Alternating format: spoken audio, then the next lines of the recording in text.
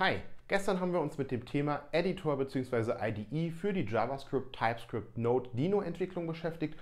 Heute gucken wir uns das Thema Debugger und Profiler an. Anders als in anderen Technologien ist das Thema mit dem Debugger eigentlich relativ simpel zu lösen in diesen Technologien, weil sowohl Node.js als auch Deno auf V8 basieren. Das ist ja der JavaScript-Compiler von Google, der auch in Google Chrome drin steckt. Und V8 hat bereits einen Debugger von Haus aus mit an Bord. Das heißt, in dem Moment, wo ihr mit Node.js bzw. mit Deno als Runtime arbeitet, habt ihr einen vollwertigen Debugger bereits einfach so da. Das heißt, V8 hat alle diese Fähigkeiten, die ihr von einem modernen Debugger erwarten würdet und bringt die einfach mit. Allerdings, das Einzige, was diesem Debugger fehlt, ist eine grafische Oberfläche. Das heißt, ihr könnt den nicht einfach so bedienen, sondern er stellt seine Fähigkeiten und seine Möglichkeiten über ein Protokoll zur Verfügung, das man über TCP/IP ansprechen kann.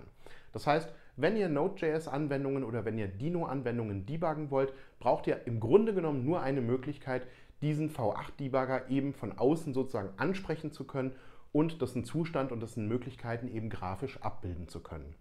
Und dafür gibt es verschiedene UIs bzw. Frontends.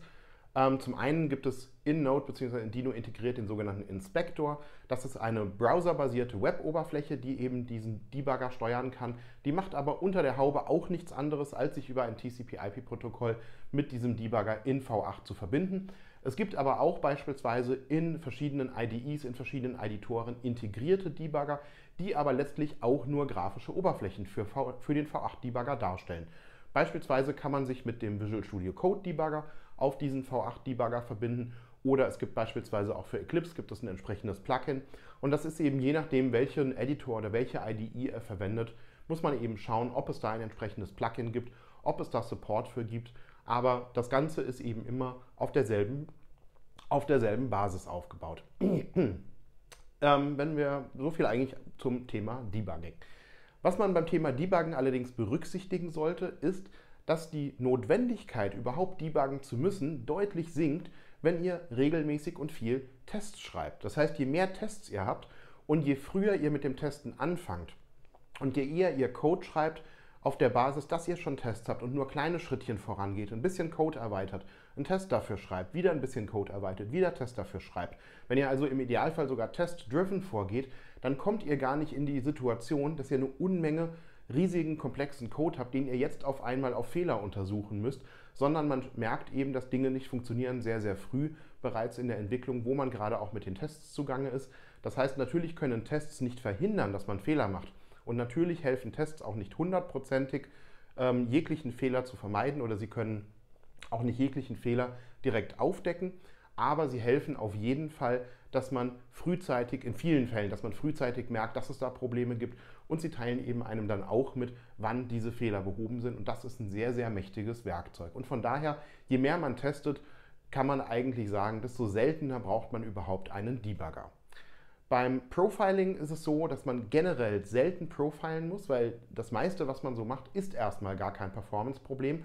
Und es gibt ja auch den berühmten Satz, Beware of Premature Optimization, also versucht nicht eure Programme im Hinblick auf Performance schon zu optimieren, wo ihr noch gar nicht wisst, ob es wirklich ein Performance-Problem gibt und ob die Stelle, die ihr jetzt optimieren wollt, ob die wirklich ursächlich verantwortlich ist für die Performance-Probleme, die ihr vielleicht habt, sondern weist das erstmal mit Messungen nach.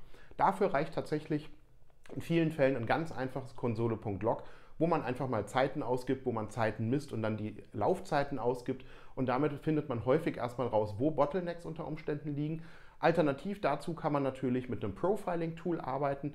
Dazu kann man beispielsweise Clinic.js verwenden. Darüber haben wir uns schon mal im Developers Daily Nummer 14 unterhalten. Das verlinke ich euch hier nochmal in der Infobox. Und Clinic.js hat im Grunde genommen 3 Dinge, die es anbietet.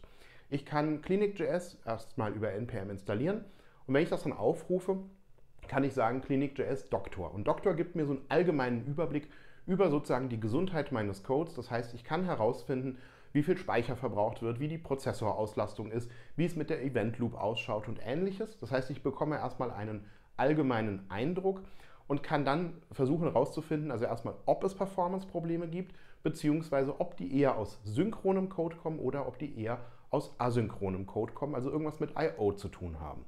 Und je nachdem, ob ich dann den synchronen oder den asynchronen Code spezifisch untersuchen will, gibt es zwei weitere Betriebsmodi bei Clinic.js, nämlich Clinic.js Flame, was für synchronen Code da ist und Flame Graphs erzeugt, wo ich dann sehe, welche Funktion wie oft aufgerufen wird und welche Funktion wie lange läuft und ähnliches. Oder ich rufe Clinic.js Bubble Prof auf, was mir einen Bubble Graph erzeugt, wo ich sehe, welche Funktion an welche andere Funktion weiterleitet und delegiert und wo ich eben mehr auf die Aufrufe zwischen den Funktionen schauen kann, statt auf die Funktionen an sich selbst, was eben zum Analysieren von asynchronem Code extrem wertvoll ist. Und dieses Tool hat uns also schon ein paar Mal sehr gut geholfen. Und das Schöne an dem Tool ist, dass es im Vergleich zu solchen Tools wie dtrace oder strace, die es ja auch gibt, sehr viel einfacher zu bedienen ist. Es ist sehr schön dokumentiert und man bekommt damit einen sehr guten und leichten Einstieg in das Thema Profiling hin. Unterm Strich kann man aber wie gesagt sagen, beides, sowohl Debugger als auch Profiler, sind Tools, die man eher selten benötigt. Profiling wahrscheinlich noch seltener als Debugging. Und das Hauptaugenmerk sollte erstmal darauf liegen, sehr viel Tests zu schreiben, eine gute Testabdeckung zu haben, denn wenn man das hat, ist einfach schon mal die Notwendigkeit für Debugging und Profiling gar nicht mehr so riesig groß. Aber es ist natürlich gut zu wissen, welche Tools es hier gibt und wie man mit denen umgeht, für den Fall, dass man eben mal in eine Situation kommt, wo man das benötigt. So, und damit haben wir das Thema Debugging und Profiling eigentlich für Node.js und für Deno durchgesprochen. Jetzt fehlt uns noch ein Thema und das gucken wir uns morgen an, nämlich das Thema Abhängigkeitsmanagement oder Abhängigkeitsverwaltung. Was gibt es denn da, was über npm install und npm update und npm uninstall hinausgeht? Was sollte man beim Umgang mit Abhängigkeiten beachten? Wenn euch das Video heute gefallen hat, lasst gerne einen Daumen nach oben da, würde ich mich sehr darüber freuen. Abonniert den Kanal, falls ihr es noch nicht gemacht habt, und denkt dann dran, die Glocke zu aktivieren, damit ihr auch über neue Videos benachrichtigt werdet. Und ansonsten wünsche ich euch noch einen schönen Donnerstag. Macht's gut, bleibt gesund und dann bis morgen. Ciao!